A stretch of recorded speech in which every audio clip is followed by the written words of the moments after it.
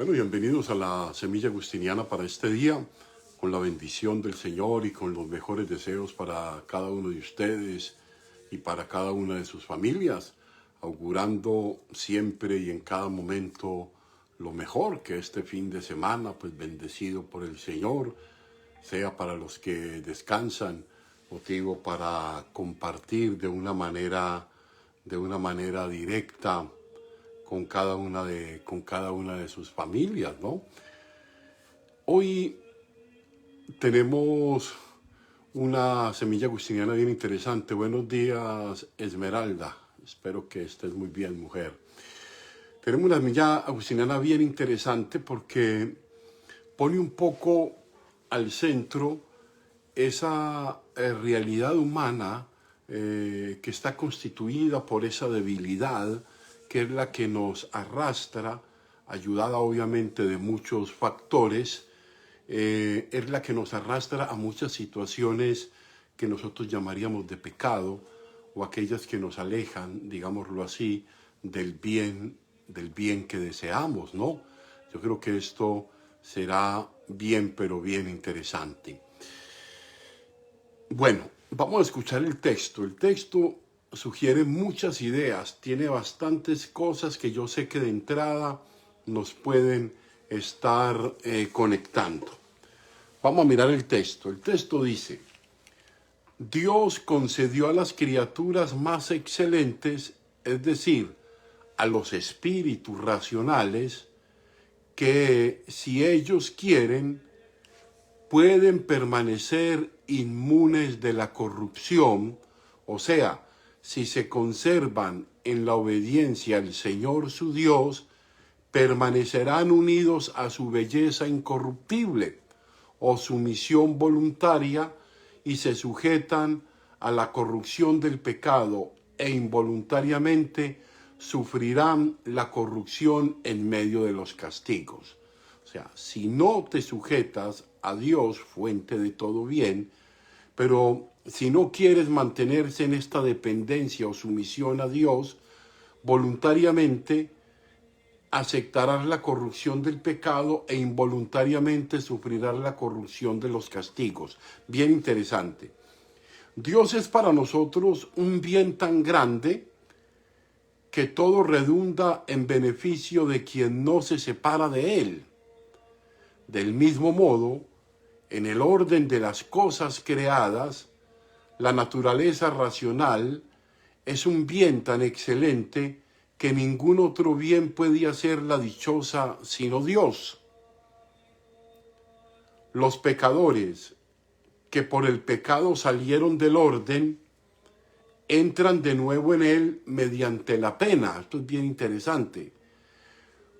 Como este orden no es conforme a su naturaleza, por eso implica la razón de la pena o el castigo. O sea, esto se le denomina justicia porque es lo que corresponde a la culpa o a la falta.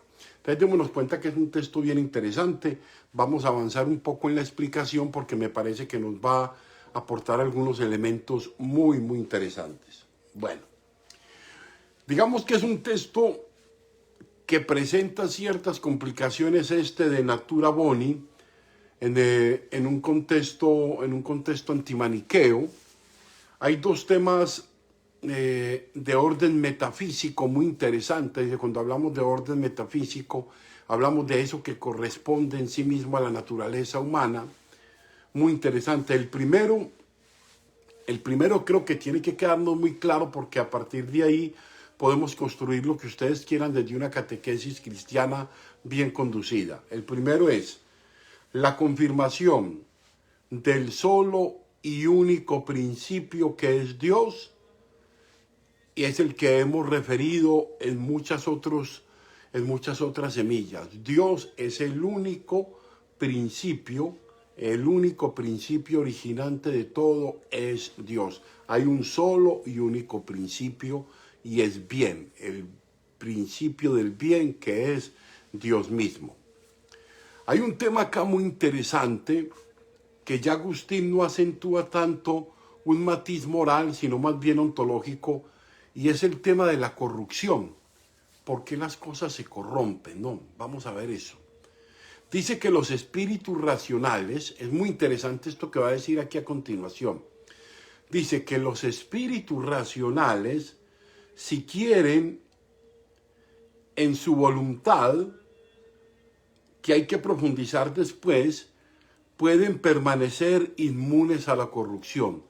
Entonces, si los espíritus racionales están unidos a ese Dios todopoderoso que es amor, es bien interesante, permanecen inmunes a la corrupción, o sea, se protegen de la corrupción, y esto es muy interesante.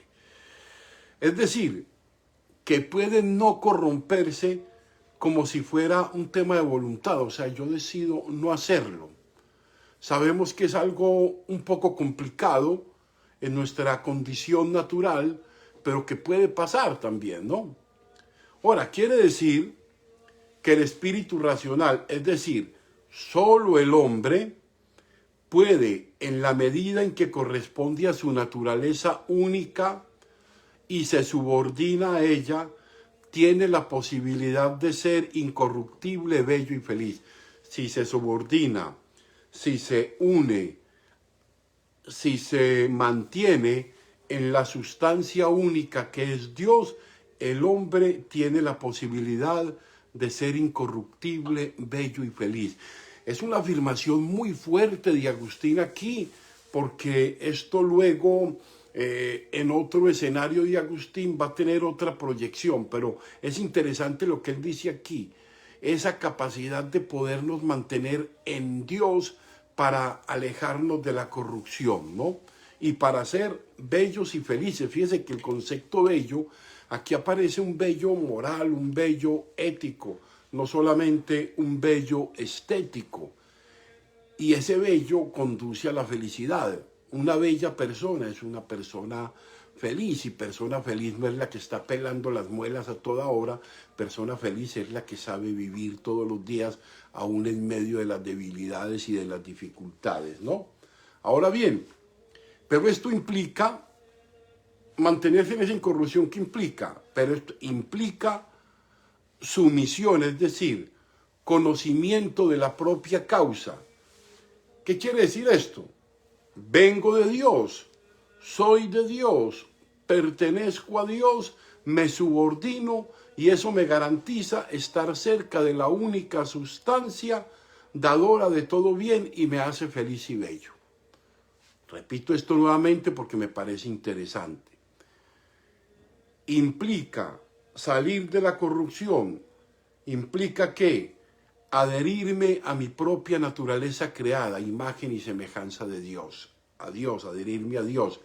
Vengo de Dios, soy de Dios, permanezco en Dios, me subordino a Él, y eso me garantiza que si estoy en Él, voy a recibir todo bien y voy a ser feliz y bello. ¡Qué maravilla!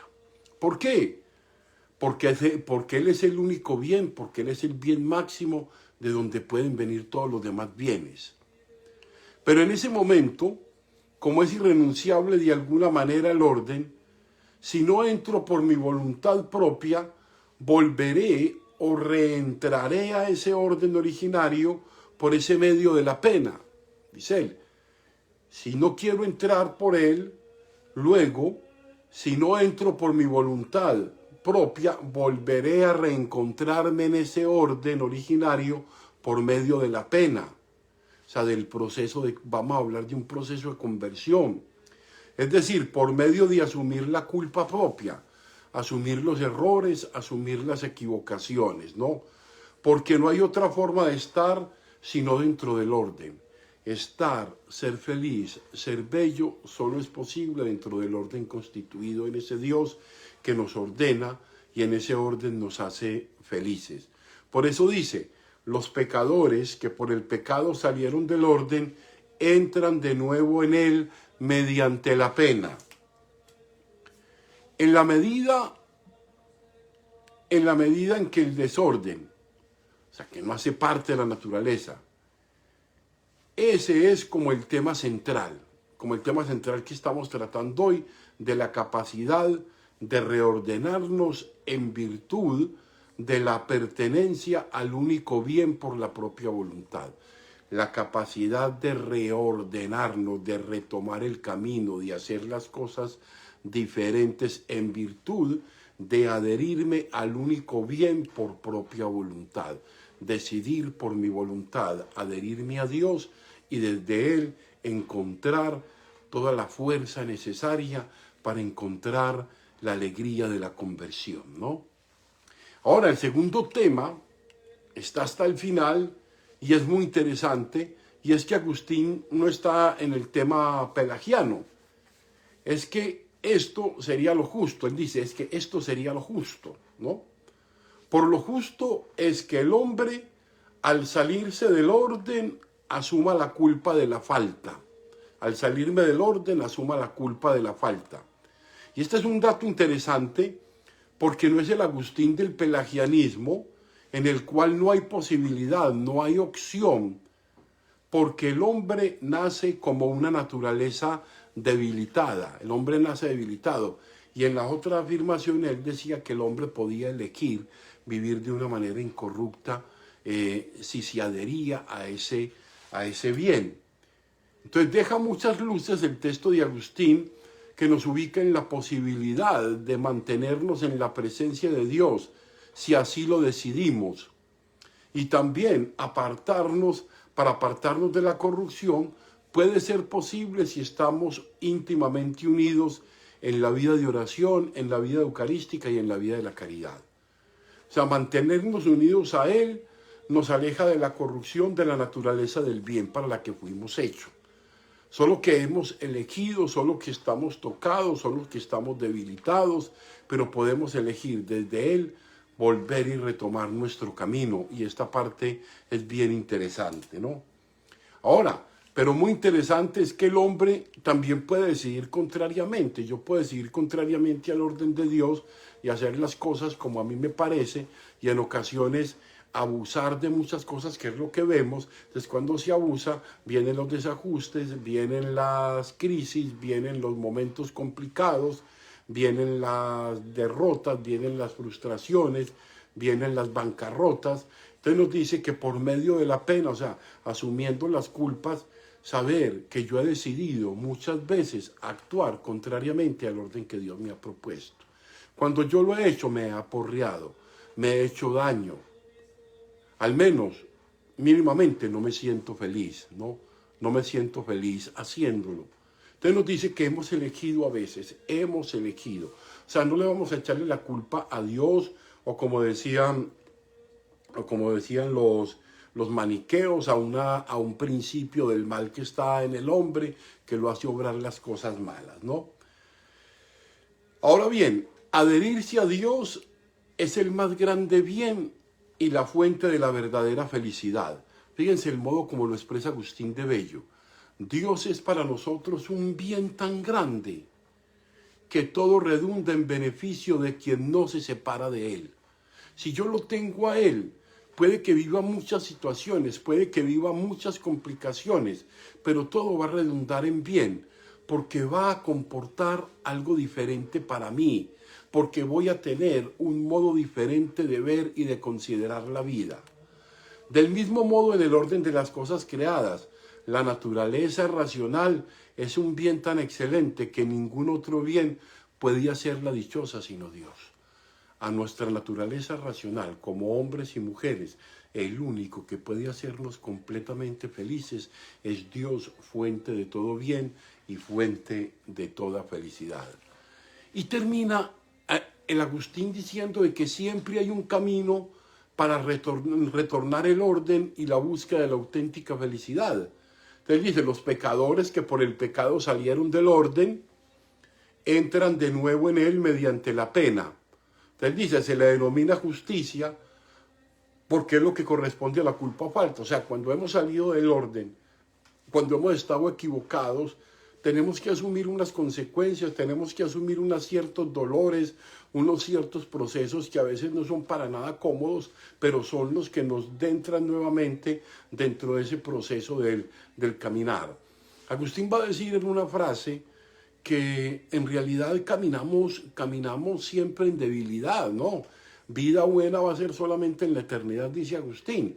Pero aquí dice, mientras tanto, tenemos que aceptar nuestra cruz, como dice el Señor, o llevar nuestra propia cruz. Dice, es mejor ser un cojo en el camino que un buen corredor fuera de él.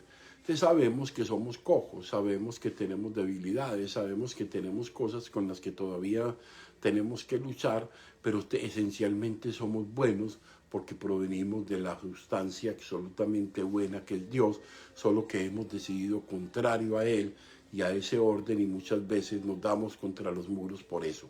Pidámosle pues a Dios mantenernos pues en ese orden que Él nos propone. Sabemos que Él siempre está allí.